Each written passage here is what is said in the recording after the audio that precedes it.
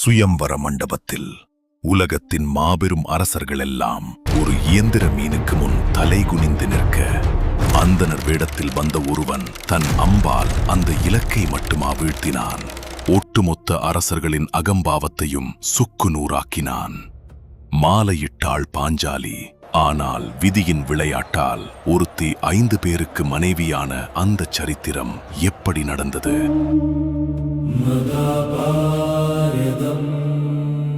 அத்தியாயம் 11. ஒரு மனைவி, 5 கணவர்கள். விதியின் விபரீத விளையாட்டு. பாஞ்சால நாட்டின் தலைநகரம் விழாக்கோலம் பூண்டிருந்தது. விவரம் தெரிந்த நாள் முதல் தான் அர்ஜுனனை மணந்து கொள்வதற்கென்றே பிறந்தவள் என்ற உணர்வோடு வளர்ந்தவள் திரௌபதி.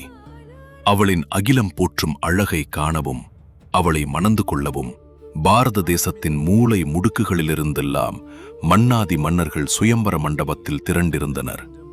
அவையின் நடுவே வந்த திரௌபதியின் அண்ணன் துட்டத்தொய்மன் சுயம்வரத்தின் நிபந்தனையை வமுழங்கினான். மன்னர்களே, மேலே சுழன்று கொண்டிருக்கும் அந்த மாபெரும் இயந்திர பொறியை பாருங்கள். அதனுள் ஒரு மீன் சின்னம் சுழன்று கொண்டிருக்கிறது. கீழே உள்ள அந்த நீரில் தெரியும் நிழலை மட்டுமே பார்த்து கொண்டு மேலே சுழலும் அந்த மீனை யார் தன் அம்பால் வீழ்த்துகிறாரோ அவரே என் தங்கை திரௌபதியின் மாலையை வெல்வார் என்று சவால் விட்டார்.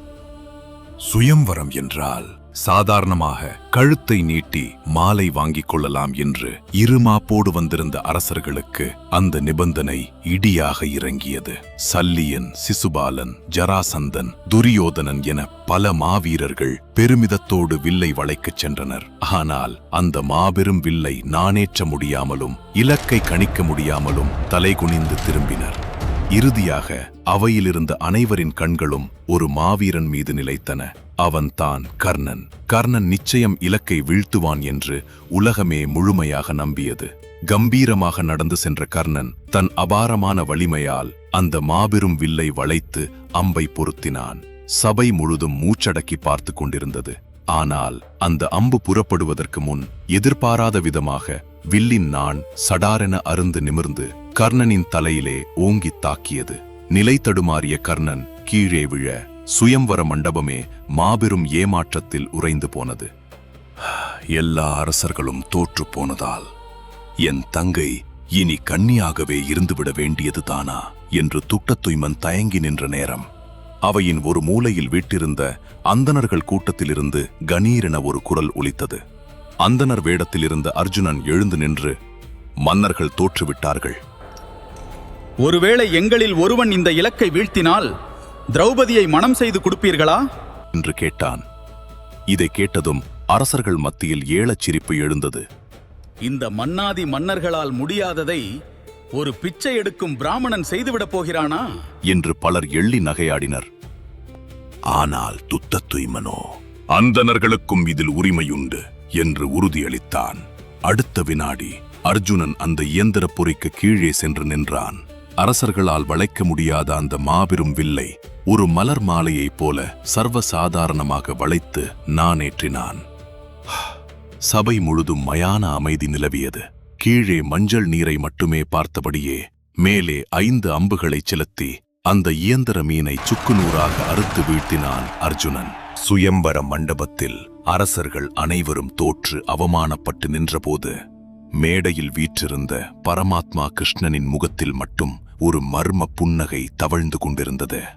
அந்தணர் வேடத்தில் ஒருவன் வில்லை வளைக்கச் சென்றதைக் கண்டு சபை சிரித்தபோது பலராமன் கிருஷ்ணனை பார்த்து, கண்ணா, அரசர்களே அஞ்சி ஒதுங்கும் இந்த வில்லை தொடும் இந்த துணிச்சல்கார இளைஞன் யார் என்று கேட்டார்.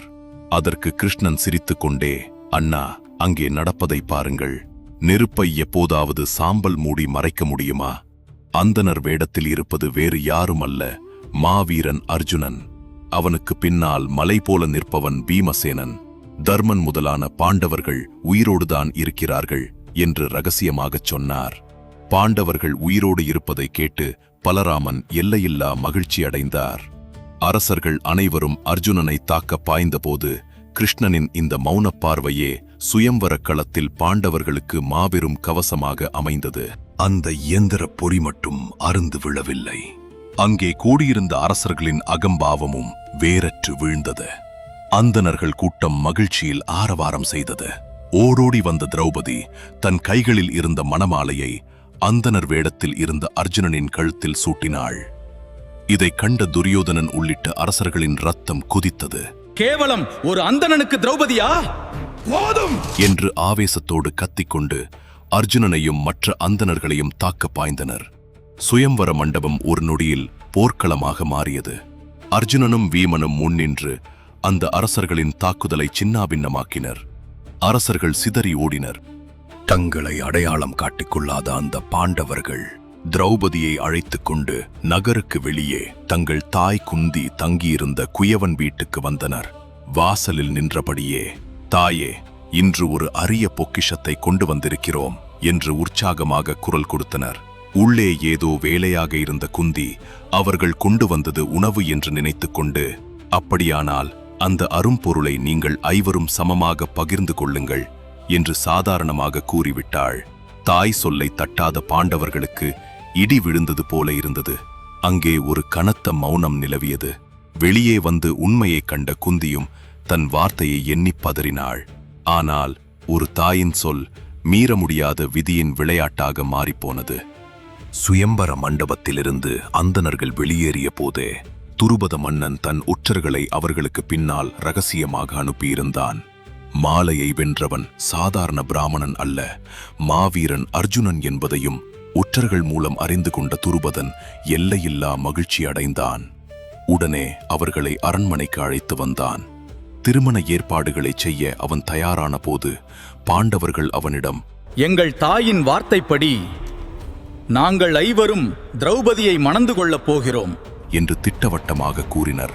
இந்த செய்தி துருபத மன்னனுக்கு பேரதிர்ச்சியை கொடுத்தது. அப்போது அங்கே வந்த வியாச முனிவர் துருபதனுக்கு ஒரு முன்ஜென்ம ரகசியத்தை விளக்கினார். மன்னா, கலங்காதே. முற்பிறவியில் திரௌபதி சிவபெருமானை நோக்கி மாபெரும் தவம் இருந்தாள்.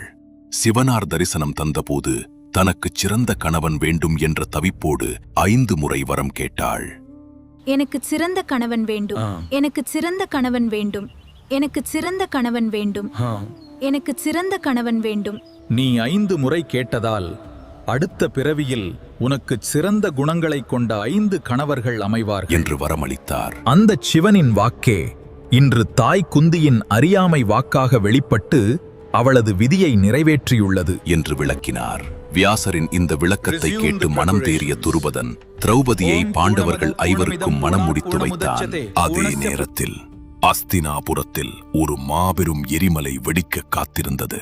அரக்கு மாளிகையில் பாண்டவர்கள் சாம்பலாகிவிட்டார்கள் என்று நினைத்து நிம்மதியாக உறங்கிக் கொண்டிருந்தான் துரியோதனன்.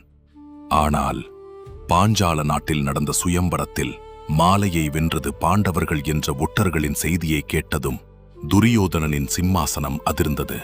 என்ன, தப்பித்து விட்டார்களா? செத்தவன் எப்படி திரும்பி வந்தான்? அதுவும் பாஞ்சால மன்னன் துருபதனின் மாபெரும் படையோடு பலம் பொருந்திய மருமகன்களாக மாறிவிட்டார்களா என்று ஆத்திரத்தில் கொதித்தான். அப்போது அங்கே வந்த சகுனி தன் வஞ்சகச் சிரிப்போடு துரியோதனனை நெருங்கினார். மருமகனே, அமைதி கொள்.